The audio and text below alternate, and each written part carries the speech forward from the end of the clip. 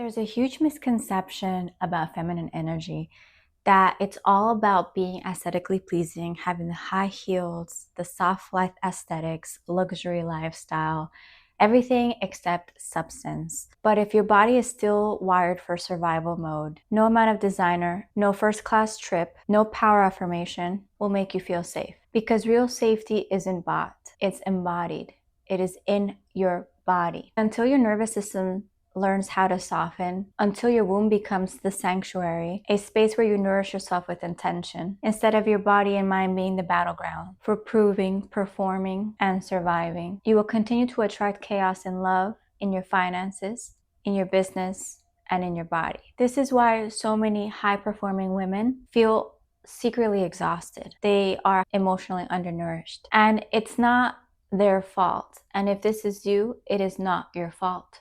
You were taught to perform for success, not to really feel it, not to really ground into your body and to create substance from there. And that ends here today. In this episode, I'm pulling back the veil and guiding you back to your feminine core, to regulation that sustains you, to embodiment that magnetizes real love and support to your life, and the energetic precision that allows you to create from overflow, not from burnout. My name is Dulce. I am the creator of the Venusian Codex. I help guide visionary women into deep embodiment and feminine leadership so they can profoundly feel at home in their bodies, anchoring their truth, and feeling at ease in their sensuality, in their vitality as women, and holding in that sovereign power. There's this illusion that feminine energy is about looking the part. The lashes, the soft aesthetic, the luxury lifestyle. But for myself, after healing deep trauma and doing somatic integration, what I discovered is that true feminine energy, the kind that attracts real devotion into our lives, the one that attracts abundance and coherence for the heart and mind, it's rooted in nervous system safety.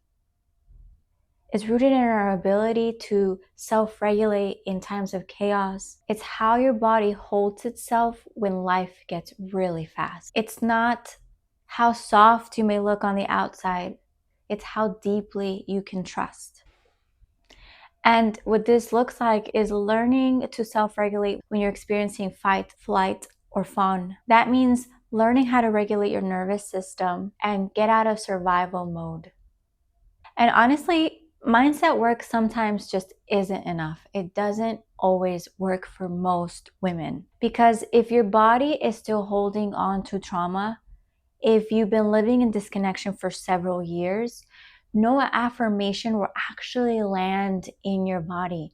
Your subconscious will override it, and that frequency or that energy cannot really be experienced. You won't be emitting that energetic signature out into the universe.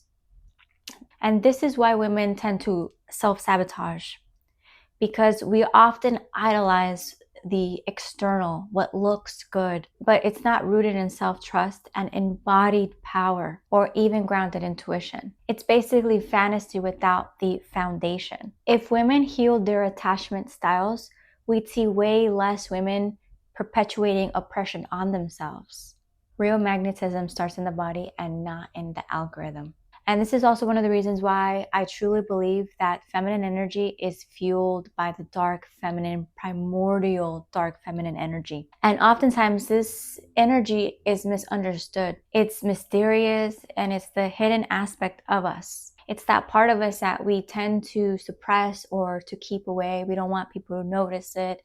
But this dark feminine energy is primordial intelligence, and it resides within our womb space, within our wombs. It's sourcing coherence and intuition from the void. And for me, the archetypes that really resembled this, that were symbolic of this type of energy, which is very, very potent energy, like I said, it's the primordial feminine, it's the void of creation, everything. It's almost like the vortex energy of everything. The archetypes that really symbolized this for me were Kali, Kalima, Hecate, Lilith.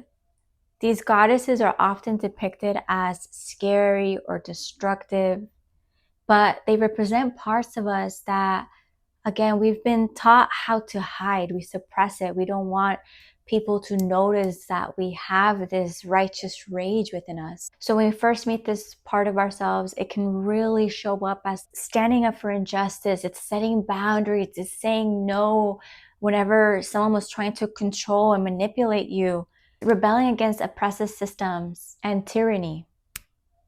And this energy also shows up as like the erotic feminine, that sensual feminine part of us that just wants to feel liberated within. She's that part of us, untamed, the wild woman. And what I've also learned about this archetype or this life force energy is that it's like a fire that needs a container. Otherwise, she burns it all the fuck down. That is true. Life force energy is so powerful, but it needs to be grounded. And when a woman starts to heal and integrate her pain, her shadow, that rage, that sacred rage, it tends to soften. Her body starts softening because she starts witnessing it.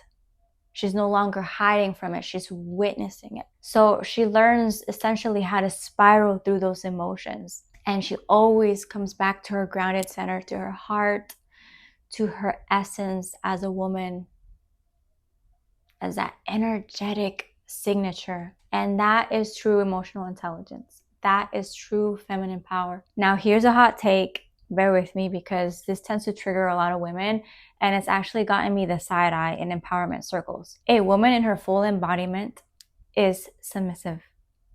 She's not weak. She's extremely devoted, not only to her path, but to the world around her. She surrenders to life.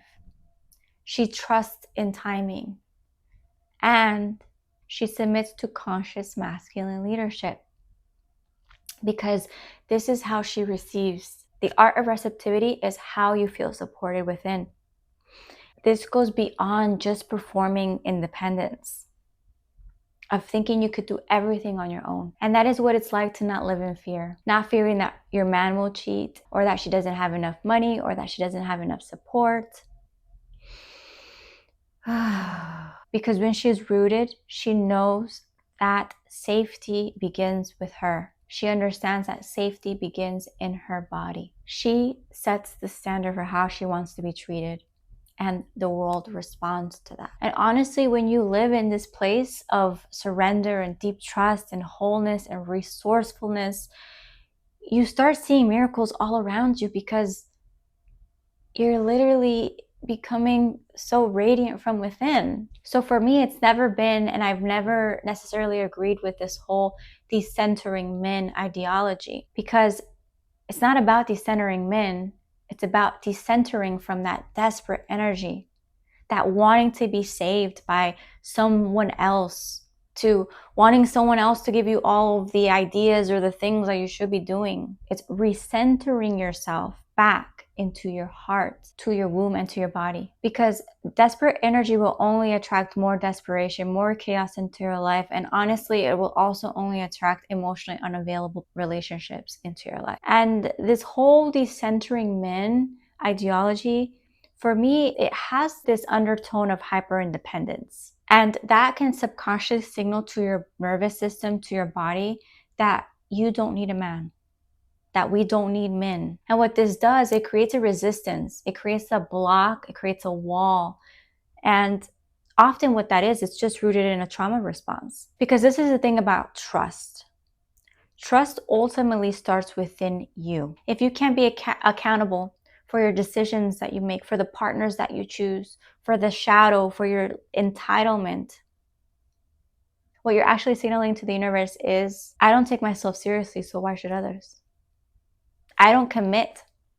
I don't trust myself, so why should others trust me? If you can't commit to your evolution and to your own self-worth, how can you expect life to reflect anything different to you? And a lot of us didn't have our needs met as children. This is where most of our conditioning started. Maybe our boundaries were violated. We didn't have a father. Maybe our mother was neglectful. So we developed this hard shell of doing it all ourselves. of believing we have to do it all ourselves, of not knowing how to ask for help, how to voice our concerns, our needs. And worst of all, we don't even know how to allow a masculine man, a leader, to support us. So this often leads to an internalized dissatisfaction with men. And if we can constantly blame them, men, then we don't have to be accountable for our attachment style. We could just keep pushing the blame on someone else. So it keeps us safe, it keeps us guarded. But personally, I've learned so much through co-regulation with my partner, with my relationships. Relationships are truly the key to self-mastery because relationships make you notice almost instantly the triggers. And yes, being single is so fun, it's so juicy, and there's very deep and powerful embodiment that can be found and sourced within that. But if you truly want to go deeper into self-mastery, you have to walk through that mirror of relationships. That's the mirror that will reflect almost instantly everything that you have been neglecting within yourself. Relationships will show you where your boundaries are weak, when you don't fully respect yourself, when you're outsourcing love and validation, and also where you get to soften. And as women, we thrive in connection, in community, in union, in intimacy, in our full vulnerability, in being seen and witnessed. So when we close ourselves from that possibility, we're closing ourselves off to a deeper intimacy that actually goes beyond just sex. And this is where I've noticed that women really desire to be witnessed in their vulnerability. But oftentimes we get so caught up with remaining in that honeymoon phase that we want it to last forever. And so after the honeymoon phase, that's when all the problems, all that tension, all the chaos, all of those triggers and attachment style wounds tend to surface. And most often, women tend to give up by then, or relationships tend to fall apart when it gets too hard. As a coach and a somatic facilitator, one of my main focuses is how we show up in our intimate relationships, in our intimate reality. And let's just say I have consumed way too much manosphere content so that way you don't have to. And what I have learned that I feel like is really important, especially for women that want to be in devoted union, is that men are actually not pursuing women how they used to. Individually and collectively, unfortunately, we have emasculated men. We did it without realizing it. We've been telling them how to be, how to act, what they're doing wrong constantly. And so now many are disengaging. And it's not because of fear of commitment. This is where women are getting it wrong. There are so many men, good men out there, that desire to be with a good woman. But the problem is that oftentimes women do not show respect. So if you want to build a family one day, you're going to have to start being an active participant in this creation. For me, a little bit about my story is I met my man when I least expected it. I was not looking for a relationship. What I was doing at the time, I was in real estate. I had purchased land and I was developing that land, that parcel. And so I was very much interested in just all things real estate. So I attended a networking event and there he was. The key to this is that I wasn't looking for a relationship. I was placing myself in aligned environments and I was following my interests. And my heart was just wide open. And on our first date, I remember very, very vividly in my mind, it was a weekday and I remember we were just walking around. We were having like a really great conversation on our first date. And I remember seeing this regular ass looking family. They were playing at the park and something about that image really stuck to me. I remember thinking like, wow, it's just so amazing. On a weekday, a family together playing on the swings. It was just something that really touched me. And I felt like there was so much freedom in that. At the time I was working, so for me, just being with your family on a weekday felt like so much freedom. And that's exactly what I have now. And I've spoken to so many women that desire having a family, but they tend to wait too long, or they carry this false sense of like, I'll just do it later. And then they regret not being more intentional about partnerships earlier on. Because the truth is that men are really simple and we tend to overcomplicate it. Men just want to be respected. They want to be appreciated. They want to be considered. So our lack of communication paired with the pressure, not knowing how to process our emotions somatically, leads to a major dissatisfaction and resentment. Masculine men really they love being surrounded by deeply feminine rooted women. And again, you can look feminine, but if you're carrying this dominating, hyper independent energy, if that is your aura that you're emitting to the world, you're going to likely attract a man that's very much so in his feminine. And in the long term, you're not going to be attracted to him. You'll constantly belittle him and you won't respect him. And this is exactly what happened to me. Before I healed somatically, I was so deep in my masculine energy. I thought whatever a man can do, I can do it as well. I don't need anyone, is what I had. I had this mentality. I had this lone wolf mentality that